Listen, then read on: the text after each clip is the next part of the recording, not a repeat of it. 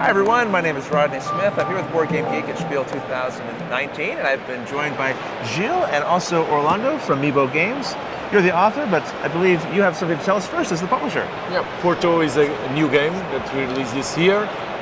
It's about the city of Porto, of Portugal, and it's about building buildings. Yes. I'll let Orlando talk about it because he's the author. Okay, excellent. Yeah, can you tell us a little bit about how the game is played? Yeah, sure. So in Porto, Porto is a competitive game where players will commonly build the board, so the houses don't belong to anybody. Right. And on this game, you will be either drafting cards or you will be using the cards to build and score points. Sure. So on your turn, you can either draft cards or build. If you draft cards, you can take one to three cards. The only catch is that the total amount of the values of the cards cannot be higher than 3. So I could take, for example, 3 ones, sure. Or I can take a 2 and a 1, or I can just take a 3. Okay. Higher numbers are better, but you're limiting how many you're getting. You get less cards, sure. right? If instead of drawing you decide to build, you have to play exactly 2 cards from your hand. Okay. So let's say I would play these 2 cards. Right.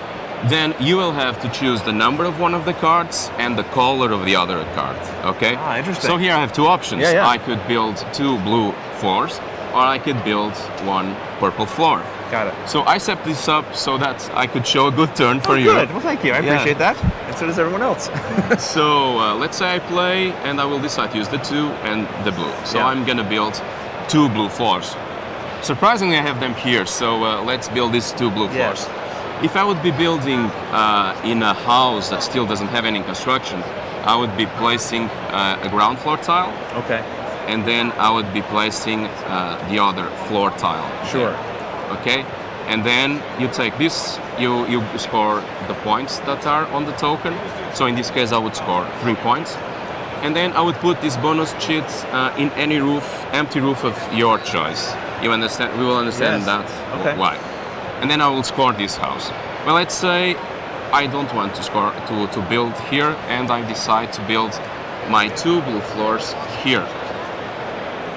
So, in this case, I build those 2 blue floors. Yeah. And the way you score points in Porto is you look at the size of the house and you get that many points. So the house has 5 floors, so I would score 5 points. Then you will look to adjacent floors to the floors that you have built this turn. So I have built these 2, so I would score 2 extra points, and 1 extra point. So I would score extra 3 points.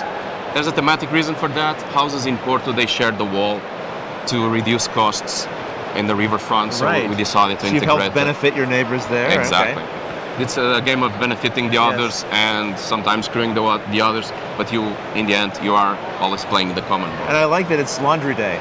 Yeah, so each color has a theme to help colorblind people. So blues have clothes, the reds have cats, and so on and so on. So you can distinguish the colors. But I'm not ready yet, because if I build a house, if I build the last floor, I can immediately place 1 roof tile.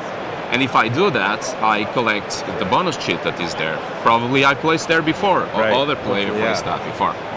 Now, by building a roof, I've made the end game closer, because, for example, if you are playing a 3-player game, we need to finish 8 houses, and then we finish that round and we do a final round. Right. Okay. And then you just look and you see if you have completed any of the public contracts. There's always 4 available. Ronnie, did I put? It looked like you did pretty good here. Yeah. You see, I finished this house and I built 2 floors, so I made 2 extra points. If I have played the green card with my blue, I would even took that one there. Okay. So apart from that, each player also will receive in the beginning of the game 5 private contract cards. These are like secret hidden objectives. Okay, and you will keep 3 and you will discard 2. Yes. Then in the end of the game, we will reveal those cards, and those cards require specific things like is there a blue house next to a red house? Right. If the houses are complete, you have fulfilled, but the houses have to be completed. Right, they have to have a... Yeah, you have to have a roof. Yeah. And so on and so on. So sometimes when you start a house, you want a red here because there's a blue there, and you don't lose time finishing the job. You just probably put that token there and let the others do the job for you without knowing that they are benefiting you in your private. Sometimes these cards kind of incentivize them to do the work for you. Precisely. And probably you are also helping them with other stuff on the board. The game is a family game. You can play with kids if you take these cards. Right. And there's also a solo variant included on the game. Yeah, how many does it play? Sorry, how many? 1 to 4. 1 to 4? Yeah. Okay. And this is available here at the show?